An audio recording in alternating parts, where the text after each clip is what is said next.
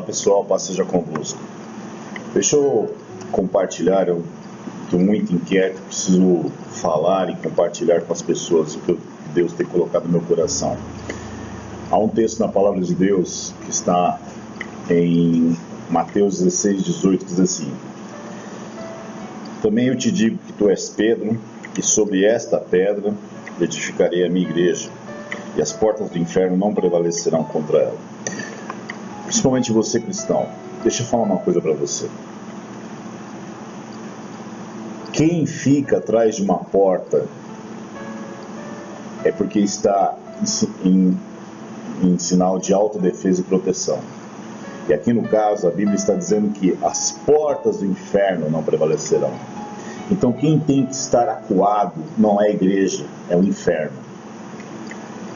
Então eu creio que no tempo presente, nós como cristãos temos que começar a nos levantarmos e nos posicionarmos diante de tudo que tem acontecido na nossa sociedade. Por que eu estou dizendo isso? Algumas marcas agora estão querendo determinar o que as famílias têm que fazer ou não deixar de fazer. Segundo elas, eu não posso chamar essa linda menina de princesa. Porque isso traz uma conotação de que ela é branca do olho azul. Detalhe, ela realmente é branca do olho azul e linda. Só que tem um porém, ela é neta de uma negra. Eu não posso chamar esse menino, que é meu neto, de lindo, forte, maravilhoso. E ele é.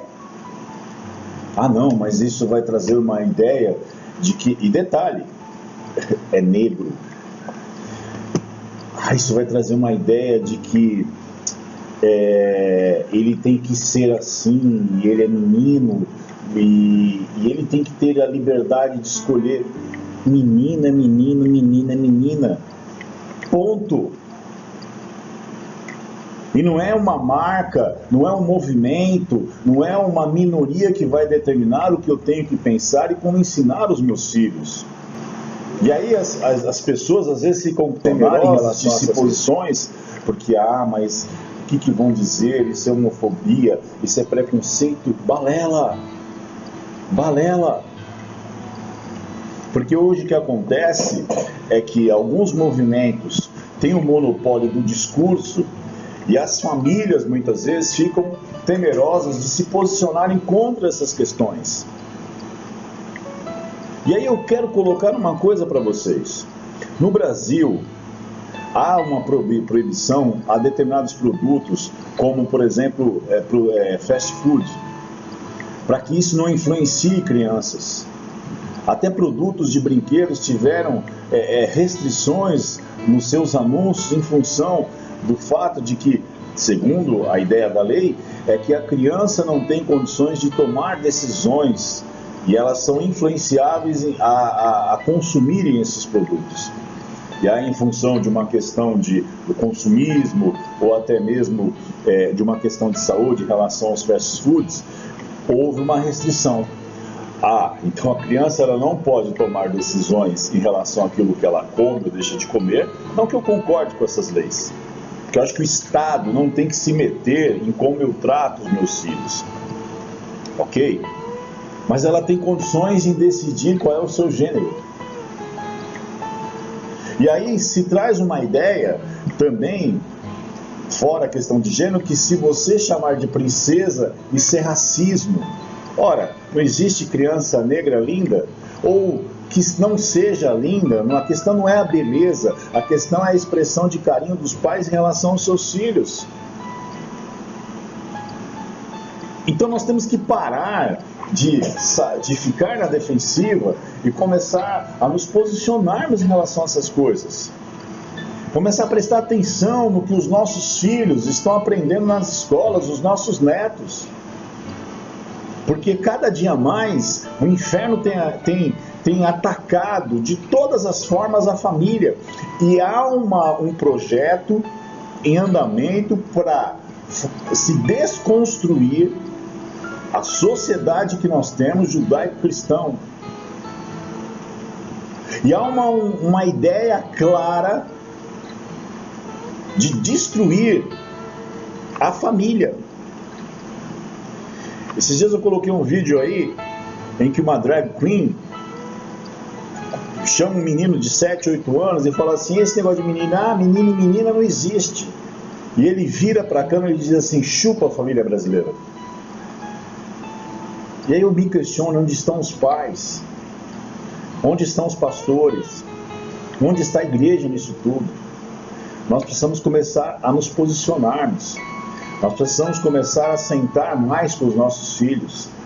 Nós precisamos muitas vezes ter tempo para eles, ter mais tempo para as pessoas que estão à nossa volta, porque eles estão dominando, essa gente está dominando o discurso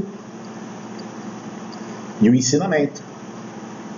E nós, como famílias, e aí eu quero dizer principalmente para vocês pais, nós somos sacerdotes nos nossos lares.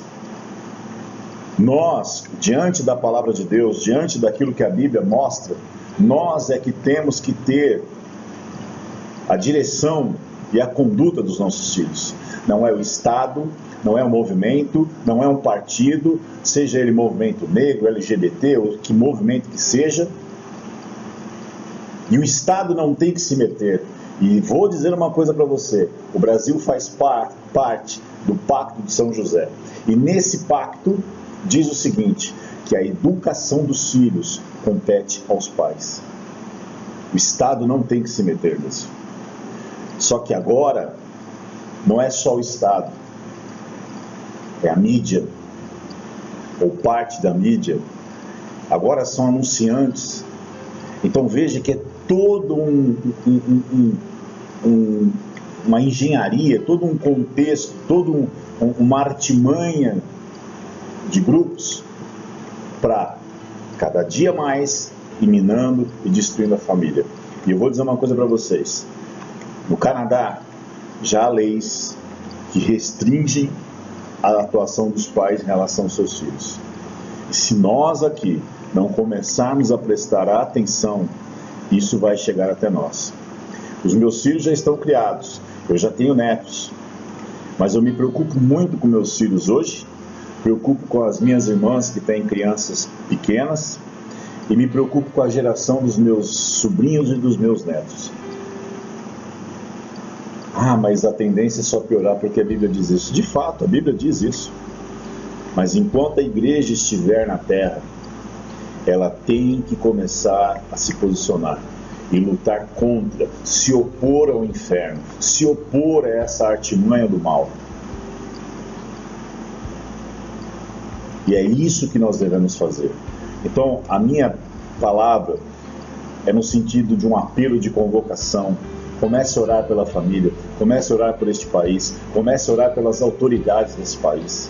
Ore pelos seus filhos, ore pelos seus netos, ore pelos seus sobrinhos, ore pelos seus irmãos, que muitas vezes, como eu, tenho irmãs, eu tenho orado por elas, eu tenho orado pelos meus filhos, na conduta das suas crianças, e ninguém vai se meter, ninguém tem que se meter na conduta das nossas famílias. Lembre-se, as portas do inferno não prevalecerão contra a igreja. Deus abençoe você.